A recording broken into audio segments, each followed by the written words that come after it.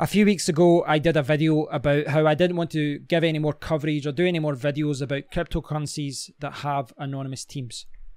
So I want to do a follow-up in this video, and I want to tell you how it's went on and give you an example today of where perhaps that policy, it doesn't make sense. So before I get into that, I really should recap what I'm talking about as far as what my decision was. Firstly, when I decided to not do coverage of cryptocurrencies that have anonymous teams, where you don't know who the founder is, where you don't know who the team is, I did a video like this explaining why, and I wasn't sure how people would take to it, but I must admit the overall response was quite positive. A lot of people understand where I'm coming from, and they agree with what I'm trying to do. And what I'm trying to do, ultimately, if you look at what I'm trying to do and what I'm hoping to do, is, well, hopefully in some way protect people who watch my channel. I've always wanted to approach cryptocurrency and my YouTube channel in what I hope is an ethical way, if that's possible, in cryptocurrency, but I wanted to act with integrity. I didn't want to be a shill. I didn't want to give any scam coins or Ponzi schemes coverage. Perhaps I've talked about them before on a live stream and I didn't know that they were a scam. There's always that risk. And I'm not a financial advisor. I'm not a financial advisor. If I do a video talking about a coin, talking about the project, you still have to go out there and check the website, check the white paper, check Discord, Telegram, check reviews, check other people's videos on it, and do your own research to come up to your own conclusions as to whether this is a coin you want to mine or buy. But that being said, I think that anyone in this position, if you choose to have a YouTube channel, there's a lot of a-holes out there who will shill coins for, a bag of money with a wee green dollar sign on it, bag of gold.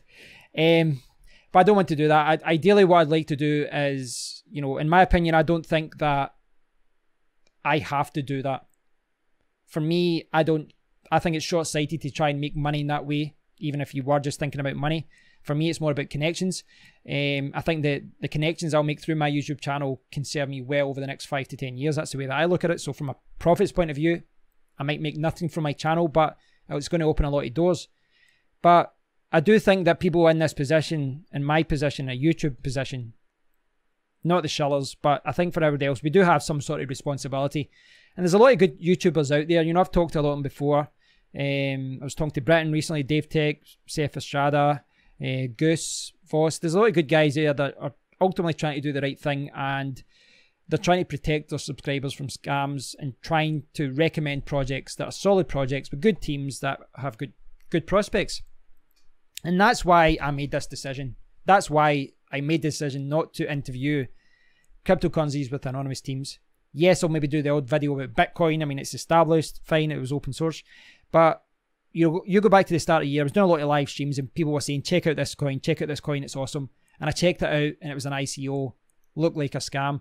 And I kind of came to the decision quite quickly that I didn't want to cover these coins that were ICOs, that were funded with ICOs, because my position is nearly impossible to determine which one is a scam and which one's legit, especially when 99% of them are scams. So it's hard to find, you might see one, you go, well, it looks legit, but it's still hard because there's that fake one over there that was a scam and that looks the same. This has kind of been extended to coins that have the pre-sale masternodes.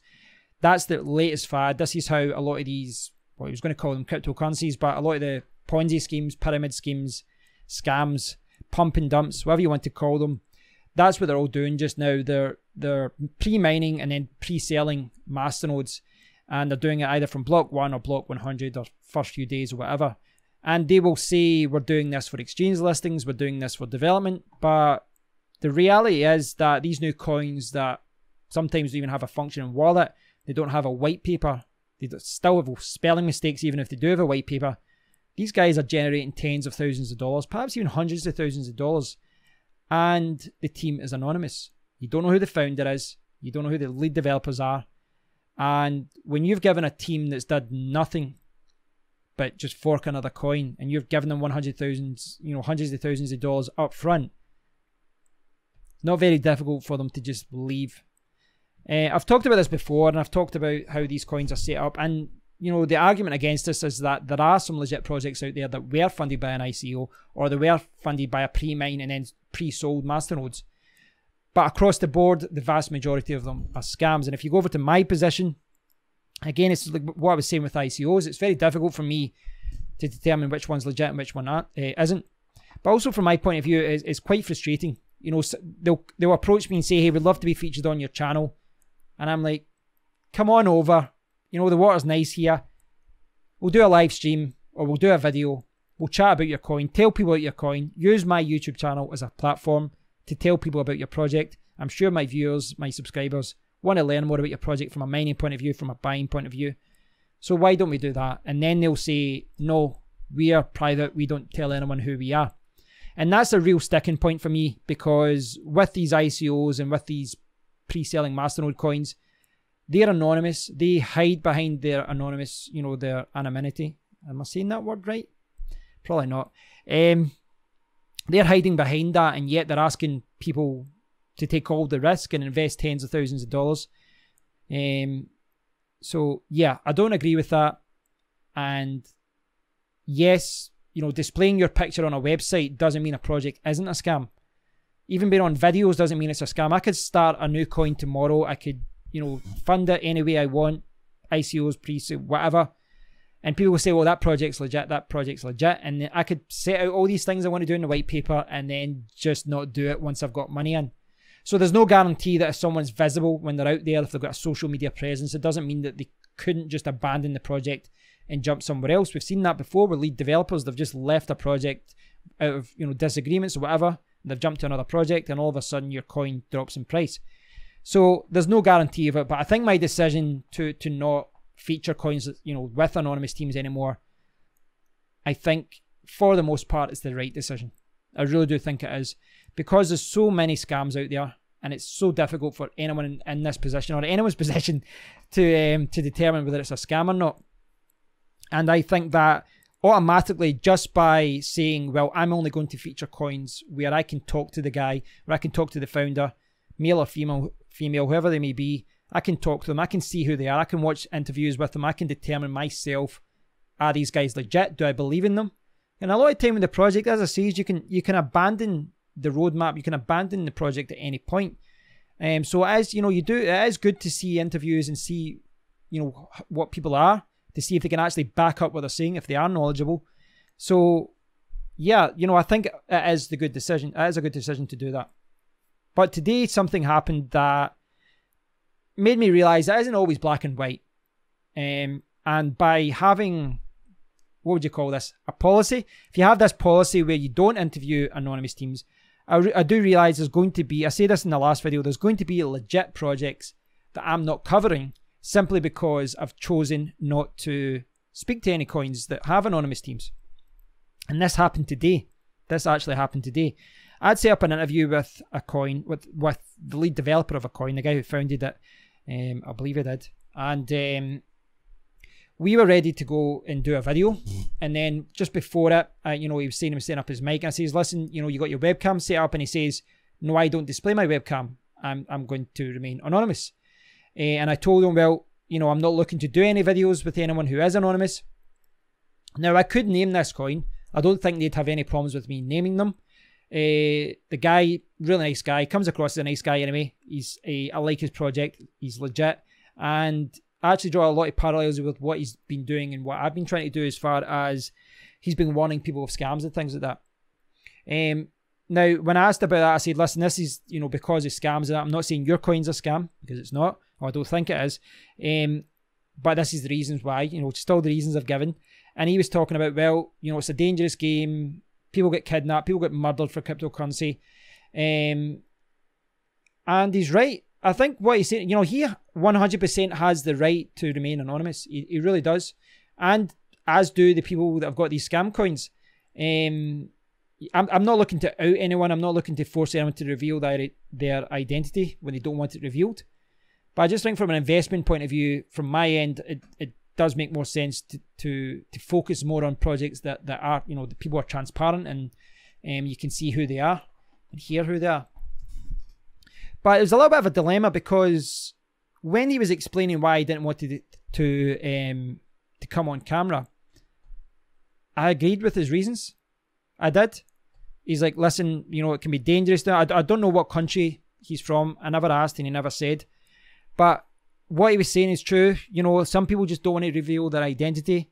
I touched upon this in another video. Could be religion, could be country, could be sexual orientation, could be a number of reasons why someone doesn't want to have their face out there.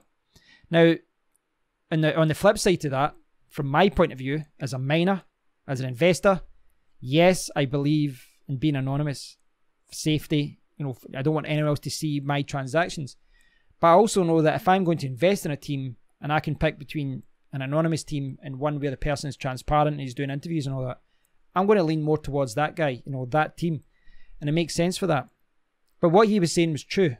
He does have the right to remain anonymous and his reasons are valid. The reason it's a little bit more of a dilemma today is that, well, he has a good project.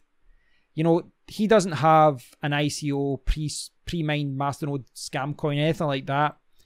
It's open source. It was no ICO, no pre-mine. It is, if you look at any sense of the term community coin, it is a community coin.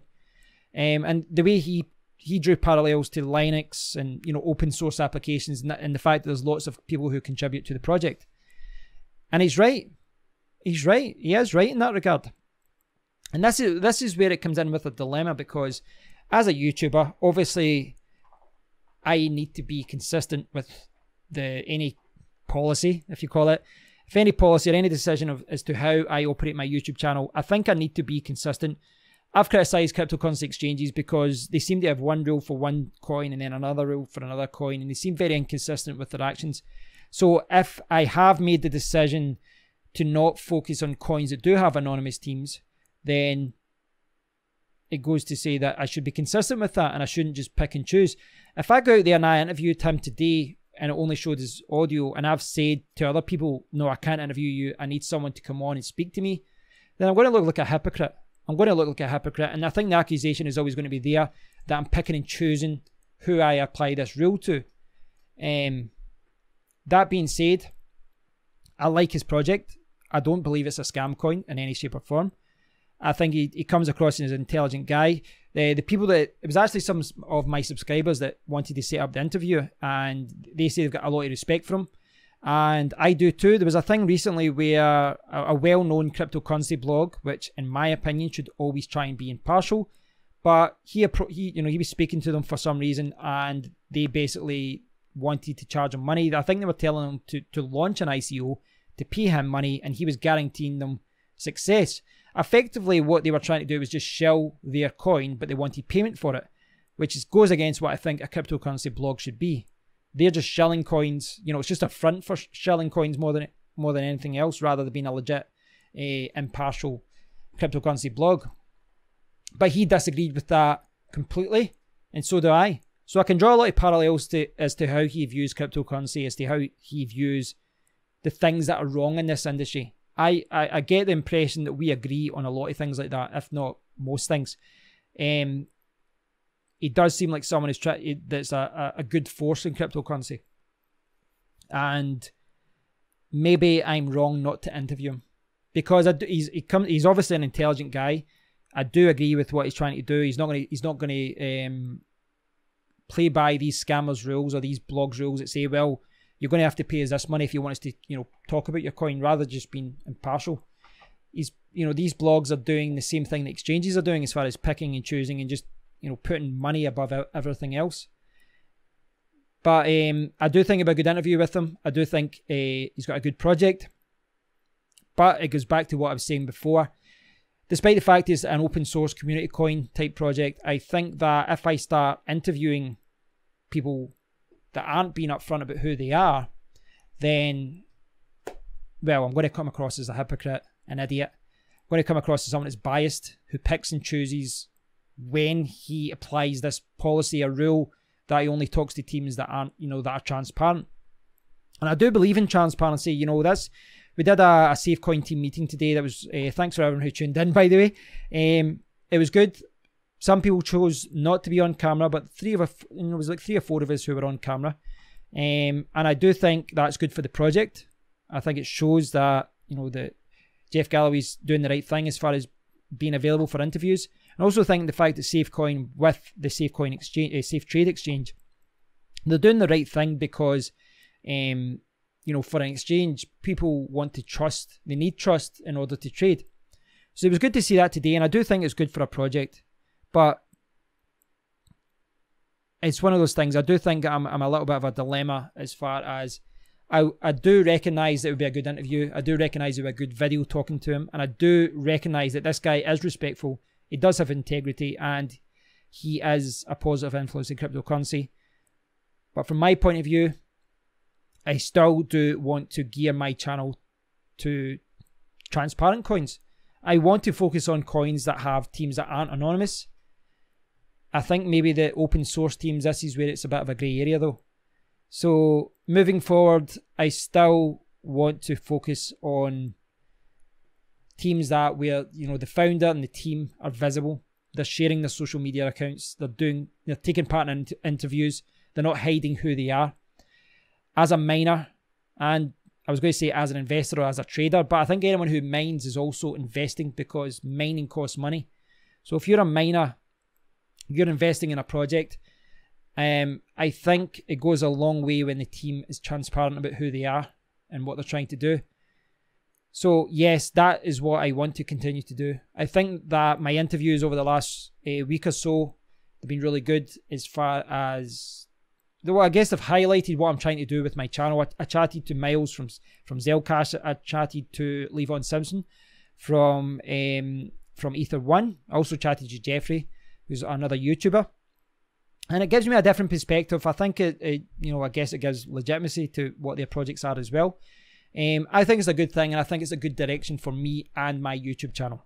But I think maybe these open source coins are a little bit of a grey area. I think that, you know, again, I don't want to name him, but I think his decision not to come on was his decision to make. I understand his reasons. I understand why he doesn't want people online to know who he is. But from my point of view, this is perhaps just one of the downsides for this decision not to feature anonymous teams. There's bound to be good coins and there's bound to be good interviews out there that I can't do because they don't want to reveal who they are. And maybe that's just the price I'm going to have to pay so that I am consistent and I'm not a hypocrite and I'm not seen to be biased or picking and choosing who I apply this rule to. So this video is fairly long. It's a thinking out loud video. I'd love to hear your view on this, guys. You know, I guess you come, you know, every channel or every business, you come in a fork in the road, and I decided to go down the route where I only wanted to deal with transparent teams, people that are open to interviews and chatting, and, you know, being visible there. But there are valid reasons why people don't want to be visible. There are valid reasons why some people want to remain anonymous. I think that, going back to what I said earlier, I think that when you start asking for thousands of dollars for masternodes and you start trying to predetermine the price of a coin, I think you should give up that right to be anonymous. I really do. And I think people should stop giving money to these new coins that are pre-mining and pre-selling masternodes. If they aren't going to reveal who they are, if they're not going to be registered as a company, if they're not legit, then I'd be very reluctant to send money to them. But I can see the point of view that, you know, I'm perhaps hurting myself and hurting my channel and perhaps not doing what I should be doing in some respects. But ultimately, I think it's the right decision, and I think this is maybe just the price I'm going to have to pay in order to gear my channel, this cryptocurrency YouTube channel, to steer it in the direction that I want it to be. So thanks for watching, guys. It's been a long video, I know it has, but I wanted to be open with you guys and give a follow-up as to what, you know, I was talking about a few weeks ago. I'm a little bit annoyed that I didn't interview him, but I think it is the right thing to do.